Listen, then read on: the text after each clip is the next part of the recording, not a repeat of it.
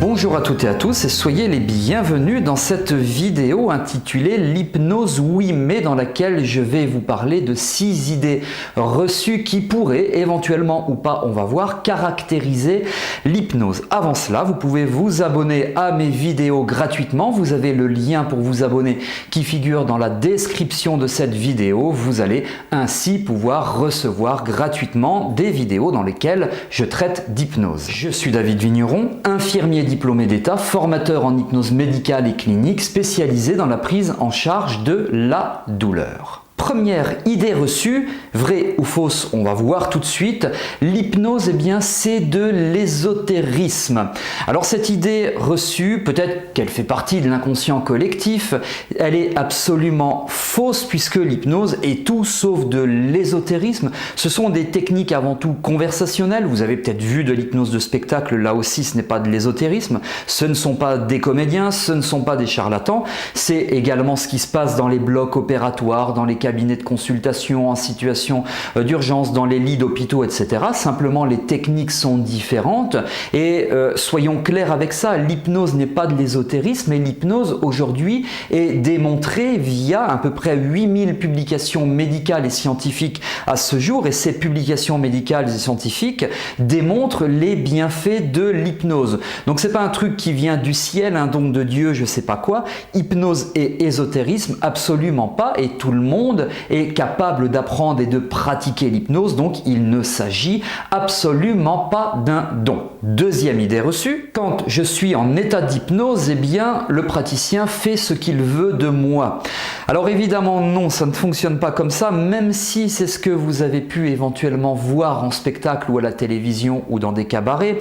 Là ce sont des sujets qui sont sélectionnés, etc. Je ne vais pas rentrer dans les détails de l'hypnose de spectacle, mais on ne fait pas du tout ce qu'on veut de vous, parce que ce qu'on explique, c'est qu'on a dans le cerveau, alors on est bien d'accord, c'est conceptuel, on n'a jamais vu ça à l'IRM ou au scanner, donc on reste dans quelque chose de conceptuel. On a une zone que l'on appelle l'observateur caché. Et cet observateur caché, c'est en quelque sorte un espèce de fusible, d'ange gardien, on peut appeler ça comme on veut, qui va vous permettre de ne pas faire ce que le praticien veut que vous fassiez, si tant est que le praticien, l'infirmier, le médecin, etc., ait des mauvaises idées, des mauvaises intentions.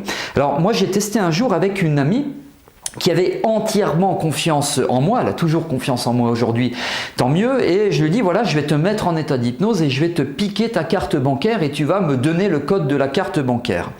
Et donc c'est ce que j'ai fait, je l'ai mise en état d'hypnose, sauf que je lui ai demandé de me donner sa carte bancaire, et là elle a complètement bloqué, alors qu'elle a confiance en moi et elle sait qu'évidemment j'aurais fait aucun achat sur internet, enfin j'aurais rien fait du tout. Elle a refusé catégoriquement de me donner sa carte bancaire et elle a immédiatement ouvert les yeux en me disant non, tu n'auras pas ma carte bancaire.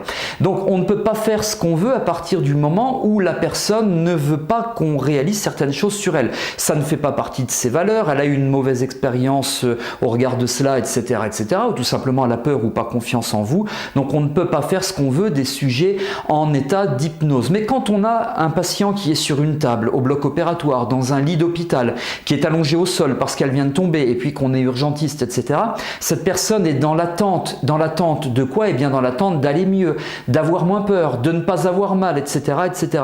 Donc là c'est complètement différent, et quand on pratique de l'hypnose, donc à visée bienveillante avec de bonnes intentions sur des patients qui en ont besoin, eh bien ça fonctionne puisque 99% des patients veulent aller mieux, avoir moins mal, ne pas avoir peur, etc., etc. Donc on ne peut pas faire ce qu'on veut des personnes hypnotisées, et tant mieux. Et comme je le dis souvent ironiquement, hein, bien sûr c'est de l'humour, si on pouvait faire tout ce qu'on voulait avec l'hypnose, moi j'aurais commencé au tout début, hein, pour commencer avec ma banquière. J'ai jamais essayé et de toute façon je n'essaierai pas, parce que quand on pratique l'hypnose, eh bien on a des intentions bienveillantes, on a de bonnes intentions, on veut que le patient aille mieux et moins mal, etc. En tout cas, ça c'est vrai pour 99,9999% des praticiens en hypnose. Troisième idée reçue, quand je vais ouvrir les yeux après la séance d'hypnose, je ne me souviendrai de rien du tout. Là aussi, c'est complètement faux. Si quelqu'un frappe à la porte, si le téléphone sonne, si vous faites tomber un objet au sol et que ça fait beaucoup de bruit,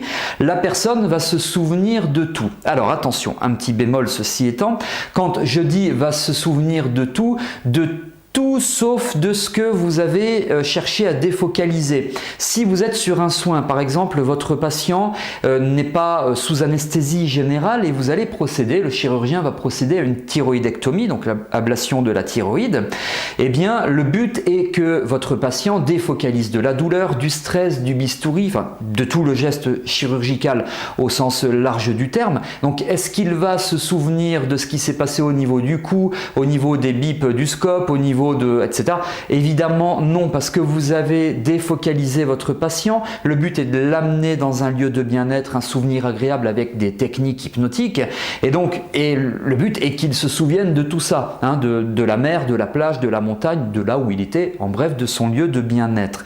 Donc voilà pourquoi je dis toujours, globalement, c'est quasiment toujours vrai, le patient se souviendra de tout, mais nous, on va tout faire en sorte pour que le patient ne focalise pas sur ce qui est désagréable, entendez la douleur et le stress, donc on va le défocaliser pour qu'il ne se souvienne pas de la raison pour laquelle il est là en fait. Et puis moi, j'ai jamais eu un patient qui m'a dit « c'est vraiment dommage, je vous en veux, je me souviens plus du moment où on m'a ouvert le cou, du moment où on m'a fait la ponction lombaire, du moment où vous m'avez fait le gaz du sang, etc. » Bien évidemment, ça n'est jamais arrivé, là aussi, on est toujours dans de bonnes intentions bienveillantes. On continue, prochaine idée reçue. Je risque de ne pas me réveiller, je suis en état d'hypnose, je ne sais pas trop ce que c'est, je vais rester dans cette espèce de coma hypnotique, je ne sais pas quoi, ça aussi, ce sont des idées reçues, c'est faux, tout simplement d'abord parce que la personne ne dort pas, elle est dans un état neurologique appelé état alpha, caractérisé donc par des ondes électriques cérébrales naturelles dites alpha que l'on explore plusieurs fois par jour. C'est ce que l'on appelle les creux ultradiens et 100% des personnes hypnotisées sont retournées en ce qu'on appelle en EOC, en état ordinaire de conscience. Donc il y a absolument zéro risque que la personne ne revienne pas à elle, ça n'existe pas. Effectivement, il y a des personnes qui vont mettre 1 minute, 2 minutes, 3, 4, 5 minutes à revenir à elle, à retourner dans ce qu'on appelle l'ici et le maintenant. Et donc pour ces raisons-là, l'hypnose ne représente absolument aucun danger. Donc je risque de ne pas me réveiller, de rester dans un espèce d'état second, état hypnotique, coma, je ne sais pas quoi. C'est une idée fausse, ça n'existe pas, c'est pas possible. L'idée reçue suivante, on en entend souvent parler, peut-être aussi que cette idée est véhiculée par les séries à la télévision qu'on peut voir ici ou là. Vous allez lire dans mes pensées. Eh bien c'est totalement faux. Moi qui pratique l'hypnose et qui suis formateur en hypnose, je n'ai pas la possibilité de lire dans les pensées de mes patients, de mes consultants. C'est quelque chose de totalement impossible. Évidemment, après, de par le paraverbal et le non-verbal, si la personne se tient comme ça, je vais me dire elle est un peu fermée. Si elle est assise face à moi, les bras écartés dans une position tout à fait normale, je vais me dire elle est un peu plus réceptive à ce que je me dis. Si je vois la personne alors que je lui parle qui me fait quelque chose, voilà, un signe non de la tête, d'une façon inconsciente, je me dis elle n'est peut-être pas tout à fait d'accord avec ce que je dis, mais j'ai simplement lu sur son corps ce qui se passe, c'est la communication non verbale, mais j'ai pas lu dans ses pensées, je ne me suis pas introduit dans son cerveau pour découvrir ce qu'elle pense réellement de moi, de la technique, de son mari, de je sais pas quoi. C'est pas possible et ça n'existe pas. Et il y a une autre idée reçue, et c'est la dernière, en rapport avec ces histoires de lire dans les pensées. On va me faire dire la vérité, le praticien va me mettre en état d'hypnose et puis avec des trucs un petit peu bizarres, il va me faire dire ce que je veux pas dire, ce que j'ai gardé pour moi et de toute façon ce que je ne dirai jamais à personne d'autre. Alors évidemment, là aussi ça n'existe pas. Souvenez-vous, il y a quelques minutes de cela, je vous ai parlé de l'observateur caché, cette espèce de fusible, cet ange gardien qui vous protège. Là aussi, vous n'allez pas dire ce que vous voulez pas dire. Et même si vous avez un praticien un peu mal intentionné qui va chercher à vous faire dire des choses que vous ne voulez pas le dire, eh bien là aussi, vous conservez votre libre arbitre et vous n'allez pas dire ce que vous ne voulez pas dire. Et d'ailleurs, il y a quand même peu de pratiques durant lesquelles on va chercher à faire dire certaines choses à la personne. En tout cas, quand on travaille sur la gestion de la douleur chronique en situation d'urgence, la douleur provoquée, donc la douleur iatrogène, etc., on n'est absolument pas dans cette dynamique-là. Donc en fait, toutes les idées reçues que je vous ai exposées dans cette vidéo, eh bien, elles sont toutes fausses. Voilà. Si cette vidéo vous a plu, n'hésitez pas à liker et ou à la partager pour aller plus loin à la découverte de l'hypnose et à la gestion de la douleur.